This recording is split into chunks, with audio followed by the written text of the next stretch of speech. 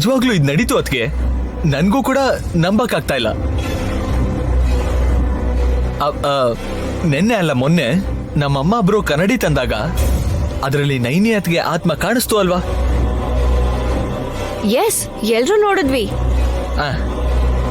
ಅಂದ್ರೆ ತ್ರಿನೇತ್ರಿ ಕೂಡ ಅದೇ ತರ ಸೀರೆಲೇ ಇದ್ಲಂತೆ. ಅದಕ್ಕೆ ಅಲ್ವಾ ಅವಳು ನೈನಿ ಅನ್ಕೊಂಡು ವಿಶಾಲು ಆತರ ಪಟ್ಟಿದ್ದು.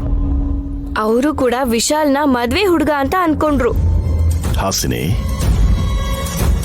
ತ್ರಿನೇತ್ರಿಯ ವಧು ವೀಕ್ಷಣೆಯಾದಾಗ ಆಕೆ ವಿಶಾಲನ ನೋಡದ್ಲೇ ಹೊರತು ಆಕೆ ಜೀವಂತವಾಗಿರುವಾಗ ವಿಶಾಲ್ ಅವಳನ್ನು ನೋಡ್ಲಿಲ್ಲ. ಹಾಗಂದ್ರೆ ತ್ರಿನೇತ್ರಿ ಸತ್ ಹೋಗಿದ್ದಾಳ? ಹೌದು. ಚಿಚಿ ಇಲ್ಲ. ಗುರುಗಳು ಯಾಕೆ ಹಾಗೆ ಹೇಳಿದ್ರು? ಅವ್ರ ಉದ್ದೇಶ ಏನಂದ್ರೆ ಅಕ್ಕ, ಯಜಮಾನ್ರ ಪ್ರಾಣ ಆಗಿರೋ ನಾನು ನನ್ನ ಆತ್ಮ ತ್ರಿನೇತ್ರಿ ದೇಹದೊಳಗೆ ಹೋದ್ಮೇಲೆ ಅವಳು ತ್ರಿನೇತ್ರಿ ಅಲ್ಲ ಅಂತ ತಾನೆ, ಪ್ರಾಣ ಇದ್ರು ಇಲ್ಲ ಅಂತ ತಾನೆ. ನಾನಿದ್ದಂಗಲ್ವಾ? ಕರೆಕ್ಟೇ. ಹಾಗಿದ್ಮೇಲೆ ತ್ರಿನೇತ್ರಿನ ಬೇರೆಯವ್ರ ಹಾಗೆ ಯಾಕೆ ನೋಡೋದು? ನೈನಿ ಅತ್ಗೆನೆ ನೋಡ್ತಾ ಇದೀವಲ್ಲ. ಯಾವಾಗ? ಇವಾಗ್ಲೇ. ಇವಾಗ ತ್ರಿನೇತ್ರಿ ಎಲ್ಲಿದ್ದಾಳೆ?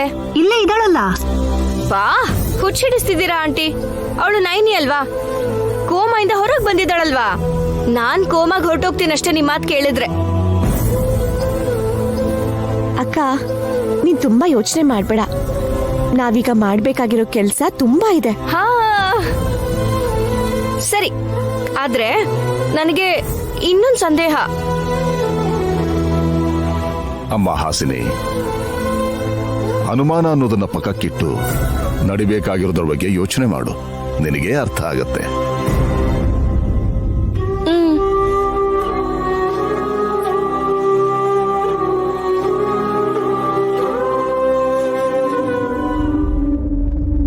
ಹಾಯ್ ರತ್ನಜ್ಜಿ, ಏನು ಕಾಣಿಸ್ಲೇ ಇಲ್ವಲ್ಲ?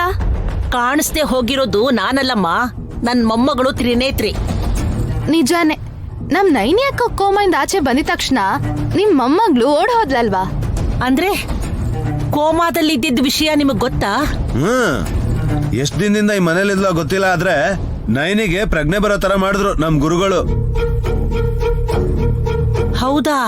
ಹಾಗಿದ್ರೆ ನಾವು ನಾಟಕ ಮಾಡಿದ್ದೆಲ್ಲ ಬಯಲಾಯ್ತು. ಹಾಗಾದ್ರೆ ಬಯಲಾಯ್ತು. ನಿಮ್ ಮೊಮ್ಮಗಳು ತ್ರಿನೇತ್ರಿ ಆಡಿದ್ ನಾಟಕ.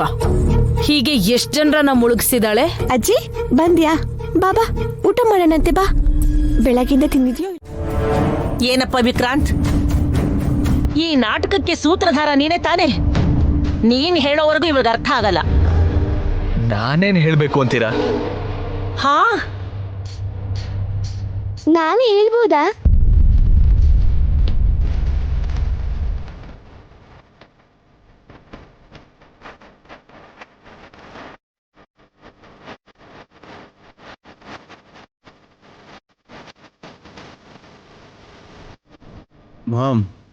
ವಿಶಾಲಾಕ್ಷಿ, ಬಾಮ್ಮ, ತುಂಬಾ ದಿನ ಆದ್ಮೇಲೆ ಬಂದಿದ್ಯಾ. ಹೇಗಿದ್ಯಾ ವಿಶಾಲಾಕ್ಷಿ? ನಾನ್ ಚೆನ್ನಾಗಿದ್ದೀನಿ ದೊಡ್ಡಮ್ಮ.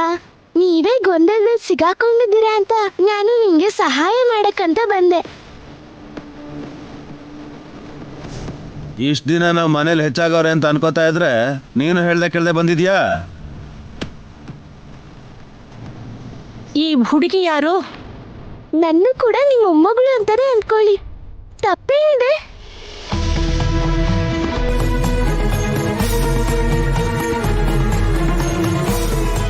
ಇರೋ ಒಬ್ಳು ಮೊಮ್ಮಗಳಿಂದಾನೇ ಅವ್ರ ಪರಿಸ್ಥಿತಿ ಅಯೋಮಯವಾಗಿ ಗೊಂದಲಕ್ಕೆ ಸಿಕ್ಕಾಕೊಂಡಿದಾರಮ್ಮ. ಈಗ ನೀನು ಸೇರ್ಕೊಂಡ್ರೆ ಇನ್ನಷ್ಟೇ ಅವ್ರ ಮನಸ್ಥಿತಿ ಅಧೋಗತಿ. ಅಜ್ಜಿ ಇನ್ನ 102 ವರ್ಷ ಸಂಪೂರ್ಣ ಆಯುರಾರೋಗ್ಯದಿಂದ ಬಾಳ್ತಾರೆ.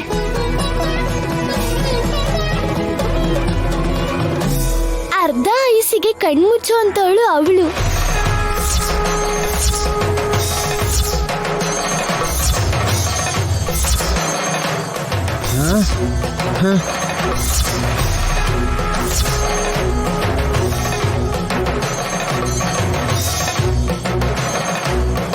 ಮಾಮ್ ನೀವ್ ಹೋಗ್ತೀರಾ? ಯಾವಾಗ ಮಾಮ್? ಇನ್ನು ತಡ ಯಾಕೆ ಮಾಡ್ತಿದ್ಯಾ ರಾಜ? ಸುಮ್ನೆ ಇರಕ್ಕ. ಅತ್ತೆ ಏನ್ ಊರಿಗೆ ಹೋಗ್ತಾ ಇದ್ದಾರಾ ಬಸ್ಸಿಗೆ ಹತ್ಸೋದಿಕ್ಕೆ? ಸಹಾಯ ಮಾಡಕ್ ಬಂದಿದ್ದೀನಿ ಅಂತ ಹೇಳಿ ನನ್ನನ್ನ ಭಯಪಡಿಸ್ಬೇಕು ಅಂತ ನೋಡ್ತಾ ಇದ್ಯಾ ಮಾಯಾವಿ ಹುಡುಗಿ?